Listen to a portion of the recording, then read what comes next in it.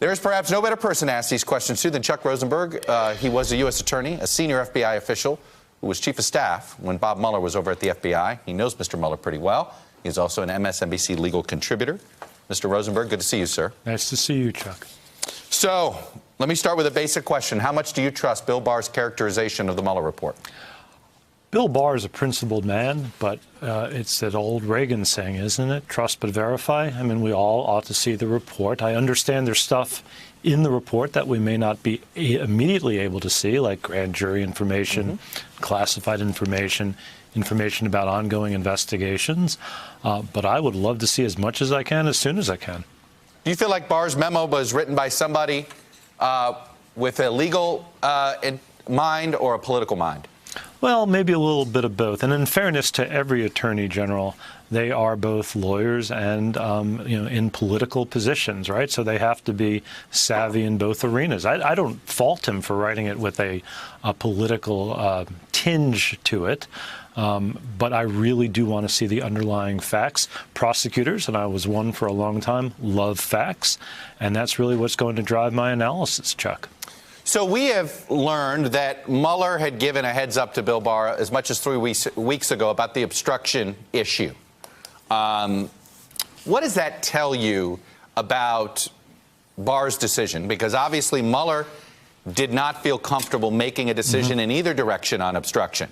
He didn't feel like there was enough to exonerate him, nor did he feel like there was enough to test, perhaps. Well, we don't know this. But he left it unanswered, according to Barr, and Barr decided to take matters into his own hands. What do you make of that decision? Well, Barr should have taken matters into his own hands if he's following the regulations, because the regulations are really clear. Even though they contemplate that the special counsel gets day-to-day independence, and that's the phrase right out of the regulations, day-to-day independence, ultimately, the Attorney General remains in charge of the special counsel. And so it would be his decision in the end to make. That's what he did. Now, what do I make of the fact that Mueller didn't reach a conclusion?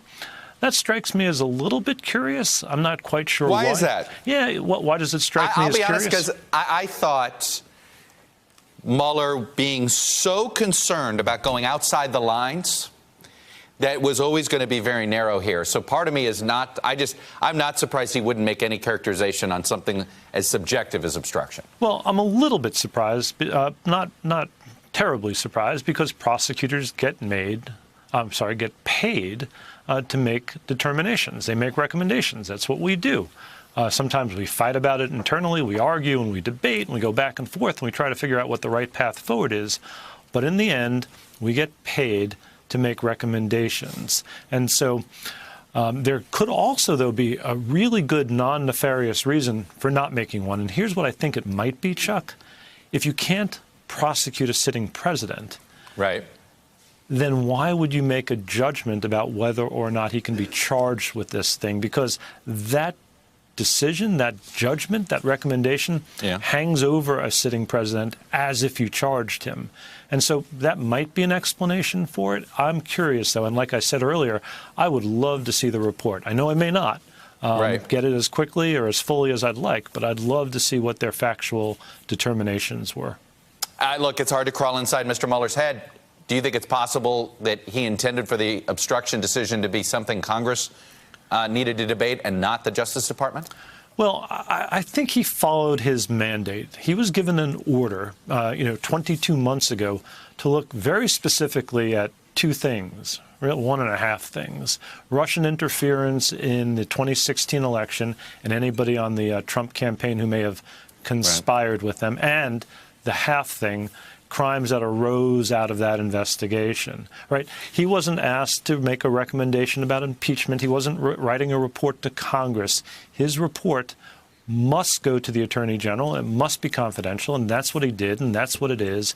And so others may interpret that as his motive, but I think his motive was to meet his order, write a confidential report to the Attorney General.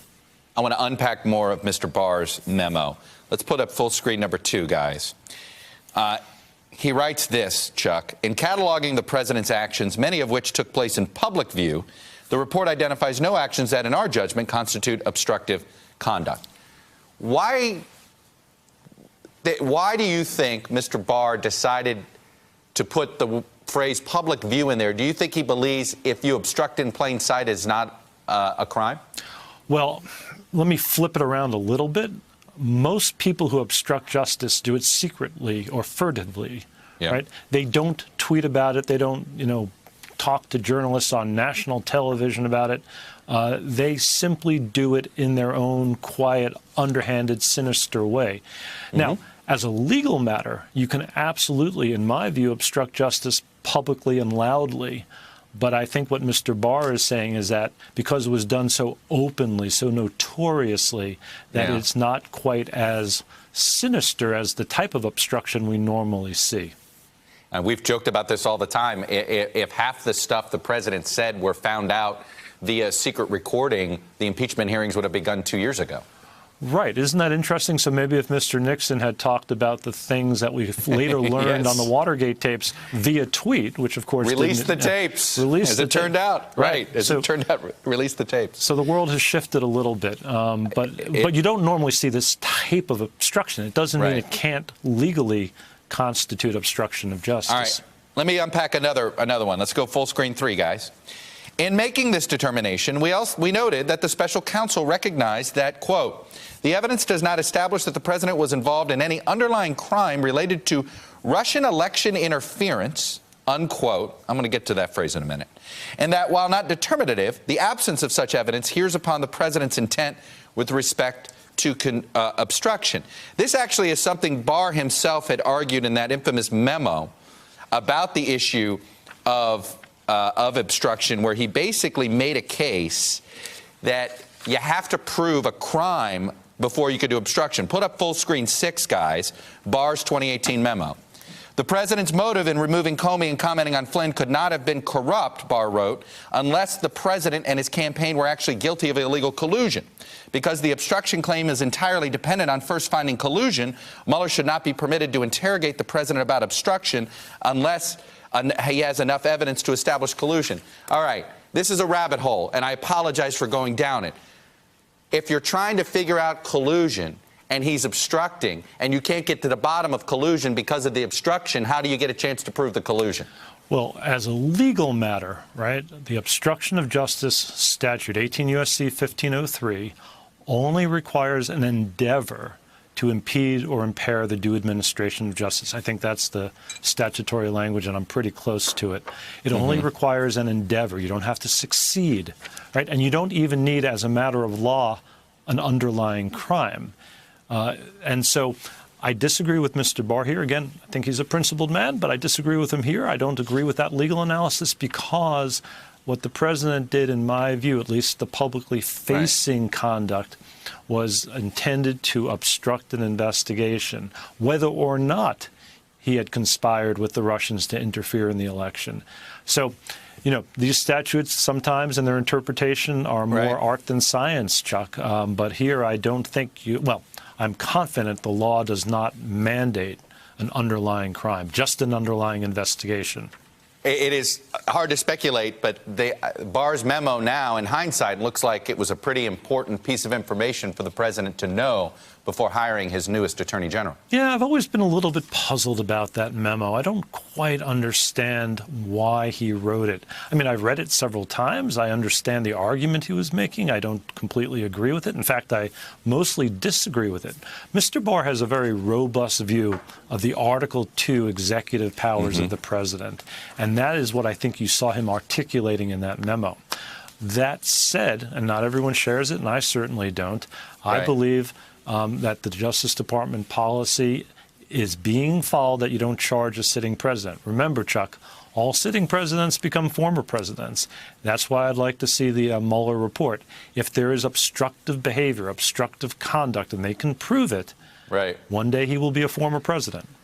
At this point, it seems pretty clear that while politically Democrats have been perhaps, if not checkmated, a pretty tough check on the chessboard here politically. But Mr. Mueller, at this point, seems like he needs to testify to clear. There's a lot of confusion here. Yeah, there is a bit of confusion. I don't think it's of Mueller's making. I'm confident his report is comprehensive and thoughtful and, very, very well researched and, pegged to the evidence that they found. But sure, he's going to be asked a whole bunch of questions. Now, he may not be able to answer all of them, not because he's withholding evidence from the Congress, but because you're going to have things like classified information and grand jury information and information pertaining to ongoing investigations inevitably in his investigation and in his report. Chuck Rosenberg, I'm glad we took as much time as we did trying to unpack this as best as we can with as many facts and without the emotion, which is what I really wanted. Mr. Rosenberg, as always, sir, thank you for your expertise and your professionalism. Thank you for having me, Chuck.